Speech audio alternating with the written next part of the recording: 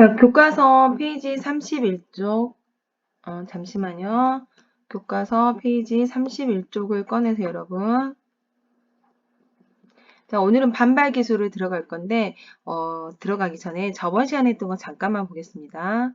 자, 저번 시간에 배웠던, 여러분이 아주 중요한 거죠. 물가지수에 대해서 배웠어요. 그런데 마지막 문제에서 볼까요? 품목지수가 98이었어요. 누구의 품목지수죠? 그렇죠. 사과 10kg 한 상자의 품목지수가 98이었어요. 그런데 그때 지금 보니까 소비자 물가지수는 106이었어요. 소비자 물가지수는 106이었어요. 지금 여기 보니까 소비자 물가지수는 106이었어요. 지금 여기서 사과의 품목지수는 98이에요. 사과는 품목지수가 98이에요. 그런데 소비자 물가지수는 106이에요. 누가 더 커요? 그렇죠. 사과보다 소비자 물가지수가 더 커요. 커졌다는 것은 가격이 더 올랐다는 의미인데 그 말은 무슨 말이냐면 사과가 가격이 더 낮다라는 거예요. 즉 무슨 말이냐면 사과의 농작물이 풍작이 되어서 사과 등 그 농작물들이 풍작이어서 뭐 날씨가 좋았나 보죠. 맑은 날씨로 인해서 사과도 농작물이잖아요. 그래서 이러한 농작물들은 사과 같은 농작물들은 어때요? 품목지수가 더 낮고 그리고 실제적으로 다른 물건들, 다른 생산품들은 어때요? 가격이 더 높았겠죠. 그래서 우리가 다 계산한 가중치를 두어서 계산한 소비자 물가지수는 결국 더 높은 106이 되었다고 알 수 있겠죠. 그래서 우리가 저번 시간에 답을 구했어요. 사과 등 농작물의 풍작으로 공급량이 많아져서 다른 품목에 비해 가격이 낮아졌기 때문에 누구 가격이 낮아진 거예요? 그러죠. 사과의 가격이 낮아졌다 이 말이에요. 그래서 실질적으로는 소비자 물가지수는 어때요? 106으로 더 커요. 그렇죠? 사과 품목 지수인 98하고 비교했을 때. 자, 그러면 이제 조금 복습했으니까 이제 반발 기술로 들어가겠습니다. 찰흙을 다루다가 바닥에 떨어뜨렸어요. 찰흙은 어때요? 흙이잖아요, 흙. 그래서 찰흙은 어때요? 다시 튀어오르지 않아요. 그대로 땅에 찰흙이 이렇게 마치 강아지 똥처럼 이렇게 그대로 붙어버려요. 그렇지만 우리가 좋아하는 축구공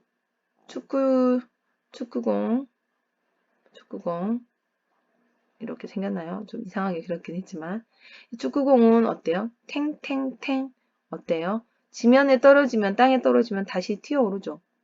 이런 것들은 왜 그럴까요? 충돌한 다음에 다시 튀어올라요. 다시 튀어오르는 거 이것을 우리는 바로 뭐라고 합니까? 다시 튀어오르는 정도를 반발 계수를 사용해서 나타낼 수 있다 그랬어요. 그래서 반발 계수라고 해요. 반발 계수에 대해서 배우겠어요, 여러분. 바닥에 충돌한 후 튀어오르는 경우에는 반발 계수는 충돌이 일어나기 직전의 속도와 충돌이 일어난 직후의 속도의 비율로 정의된다. 그래서 이것은 무슨 말이냐면 빨간색으로 할게요, 여러분.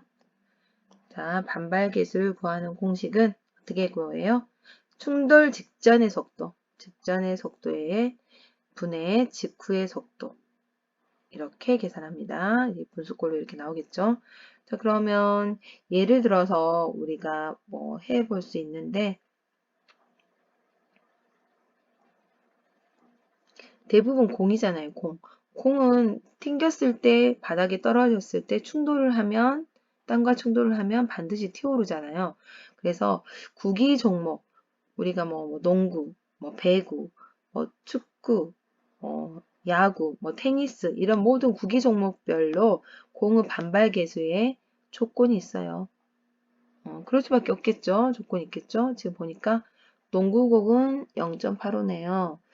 축구공은 좀 더 다양하네요. 0.77에서 0.9요. 그리고 지금 배구공도 있고 야구공은 더 작네요. 야구공은 더 많이 튀어오르지 않나 봐요. 테니스공은 0.73, 골프공은 0.83, 탁구공은 0.89. 거의 어디 어디서부터 어디까지 그 수치가 좀 정해져 있는 것 같아요. 그래서 이것을 지금 통계를 내놓았는데, 어떤 뜻일까요? 반발 계수가 크면 클수록 누가 제일 커요? 지금 보니까 반발 계수가 지금 좀 큰 게 탁구공? 탁구공이 가장 크죠. 지금 0.92까지 갔으니까 지금 반발 계수가 클수록 많이 튀어오르겠죠? 공은 많이 튀어올라요. 그래서 충돌한 후 좀 다시 충돌 후 많이 튀어오른다. 그렇죠? 이것을 결론적으로 알 수 있겠네요. 자, 그러면 이제 여기서 반발 계수가 가장 큰 것은 누구예요? 탁구공이었죠? 탁구공. 자, 그 다음에 여기까지는 했고요. 자, 문제 9번으로 갈게요. 테니스 공의 반발 계수를 구하기 위하여 모든 별로 다음 활동을 해보자. 1m 길이의 자를 고정해요. 자, 여기가 지금 1m 길이의 자인가 봐요. 지금 1m. 테니스 공을 1m 높이에서 떨어뜨렸어요. 이렇게 떨어뜨렸어요. 낙하시켰어요. 그랬더니 공이 어때요? 땅에 닿았겠죠? 그래서 다시 튀어 올랐어요. 탱탱탱 올랐어요. 이때 튀어오른 높이를 측정해요. 튀어오른 높이를 측정해요. 그래서 이 4번의 과정을 반복했을 때 튀어오른 높이를 한번 봅시다. 첫 번째는 튀어오른 높이가 그냥 선생님 임의로 적을게요. 처음에는 59였다고 할까요? 59cm. 그 다음에는 51cm. 그 다음에는 58cm. 그 다음에는 57cm. 그 다음에는 뭐라 할까요? 56cm. 왜냐면 59하고 50이라고 58하고 57이 나왔다고 해요. 실제로 이건 실험을 해봐야 되는데 이 4개는 실험을 해요. 그냥 실험을 해서 나온 값인데 선생님 그냥 적었어요. 이 값들을 더해서 뭐로 나눠요? 4개의 값이니까 4회에 있으니까 4로 나눠야겠죠. 그러면 이제 계산을 했을 때 얼마가 나와요? 그렇죠. 지금 보니까 9, 1, 8, 7이에요. 끝자리가. 그러면 9 더하기 1은 10이죠. 18 그리고 7을 더했으니까 얼마예요? 18에 7을 더하면 25죠. 그러면 52 4개 있고 거기에다 25를 더해서 4로 나눴으니까 200, 25 4로 나눈 거네요. 4, 5, 20 4, 5, 20 4, 1은 4 4, 2, 8 잠깐만요. 자, 2, 5 4로 나눌까요? 다시 4, 5, 20 25 4, 6, 24 바로 하는 게 낫겠네요. 4, 6, 24 그러면 10 그래서 56.446 버려버립시다. 그래서 여긴 지울게요. 선생님이 지금 좀 피곤해서 실수했어요. 계산 실수 아까는. 그래서 56 정도 나온다고 볼 수 있어요. 그래서 평균 56이 이래서 나온 거예요. 자, 그러면 이렇게 반발 계수를 이제 실험에 의해서 구할 수 있는데 사실 이런 실험은 우리가 할 수 없으니까 그냥 선생님이 해버렸어요. 공이 바닥에 떨어진 후에 다시 튀어오르는 높이는 처음 공이 떨어질 때의 높이 이르지 못하겠죠. 아무리 공이 통통통 튄다 해도 어때요? 다시 튀어오르는 높이는 처음에 떨어뜨린 낙하했을 때 높이에 이르지 못해요. 그 높이에 이르지 못해요. 그리고 바닥에 떨어졌다가 튀어오르는 과정을 반복하다 보면 결국에는 다시 튀어오르지 못하고 이제 대부분 그러니까 처음에는 이렇게 낙하를 시켰어요. 공을. 그러면 튀어오르겠죠. 뭐 이렇게.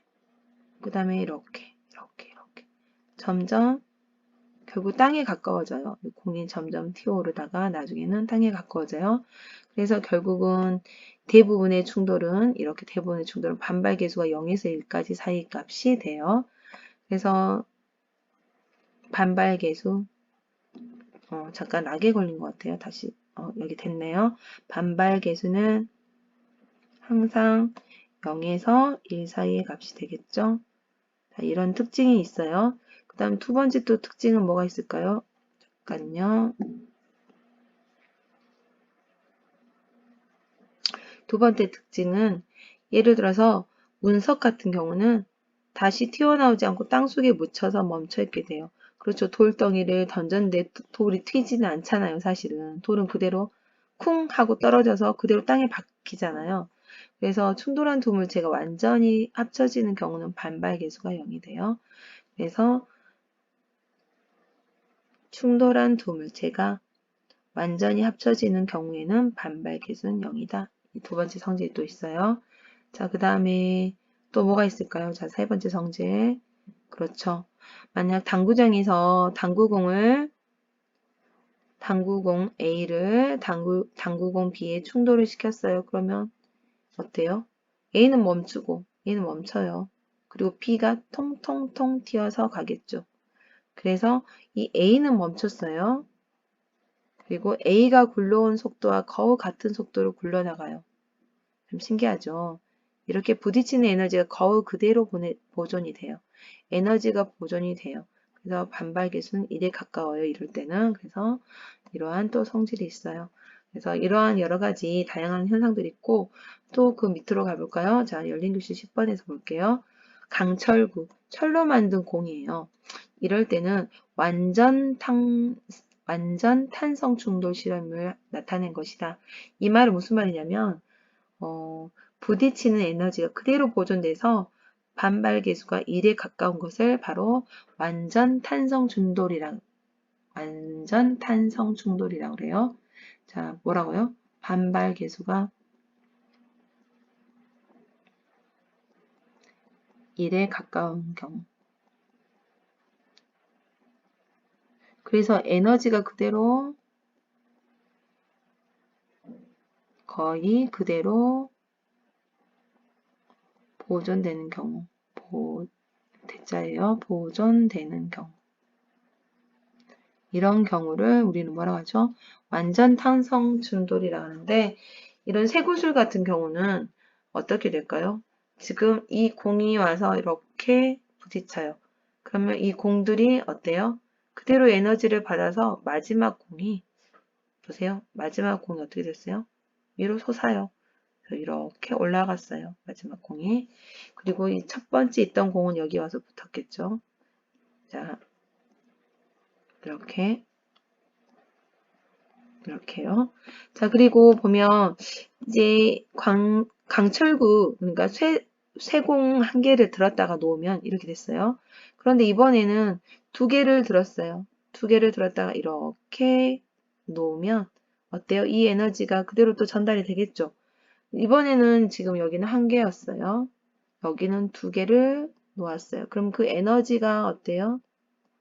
그대로 전달된다고 했죠? 그래서 어떤 그림이 될까요? 그렇죠? 아주 쉬워요. 자, 이렇게 좀 이상한 그림이 되었지만 일단 여기 있던 강철구 3개가 있었잖아요. 이 두 개는 여기 하나하고 붙어요. 그래서 이렇게 줄줄이 3개가 되고요. 여기 끝에 있던 이 두 개가 튕겨서 위로 올라가겠죠. 그래서 끝에 있던 두 개는 이렇게 튕겨서 올라갈 거예요. 자, 이런 그림을 찾으면 되겠어요. 아주 중요해요. 완전 탄성 충돌인 경우에 쇠구슬, 강철구, 강철로 만든 공, 이런 경우. 그 다음에 찰흙으로 만든 공으로 바꿔봤어요. 찰흙으로 만든 공으로 바꿨다. 여기는 색을 다른 걸 할게요. 좀 상황이 다르니까. 찰흙으로 만든 공으로 바꿔서 한 개 또는 두 개의 공을 들었다가 놓는 실험할 때 그 결과는 어떻게 될까? 자, 찰흙은 어때요, 여러분? 찰흙은 처음에 이렇게 있었어요. 이건 찰흙이에요, 찰흙. 찰흙 공. 그럼 두 개를 이렇게 들었어요. 이렇게 들어서 두 개를 그대로 에너지를 줘볼게요. 그러면 어떻게 될까요? 이 줄에 매달려 있던 공들하고 어떤 관계가 될까요? 그렇죠. 찰흙공이기 때문에 튕기질 않아요. 탄성이 없어요. 그래서 그냥 자기들끼리 그대로 붙어버리는 거예요. 이 두 개가 이 세 개에 와가지고 이 세 개의 찰흙공에 이 두 개가 그대로 와서 붙어버려요. 그래서 이러한 모양으로 공끼리 부딪히는 순간 어때요? 5개의 공은 다 같이 달라붙게 된다.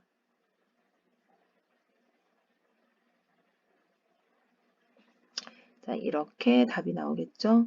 자, 찰흙공일 때는 자, 이런 차이점이 있다는 것을 여러분 알겠죠? 여기까지만 하고 그 밑에 이야기 탐구만 잠깐 볼게요. 반발계수 성질을 이용한 예는 뭐가 있을까요? 자동차의 범퍼가 예를 들 수 있어요. 왜냐하면 여기 자동차 앞에 있는 이 범퍼가 부딪혔어요. 자동차 접촉사고로. 그런 사고로 부딪혔으면 어떻게 될까요? 이 부분이 찌그러져요. 그러면서 물론 앞에도 있고 뒤에도 있어요. 차의 앞, 뒤에 다 있는데 물체와 충돌할 때 충돌 때문에 범퍼가 찌그러지는 동안 그 충돌하는 힘을 감소시키는 거예요. 그래서 자동차의 반발 계수는 줄어들게 되고 차에 탄 사람이 다칠 확률도 줄어들게 돼요. 그래서 자동차의 범퍼는 가장 대표적인 반발 계수 성질을 이용한 예라는 것을 참고로 알아두세요. 자, 수고하셨습니다.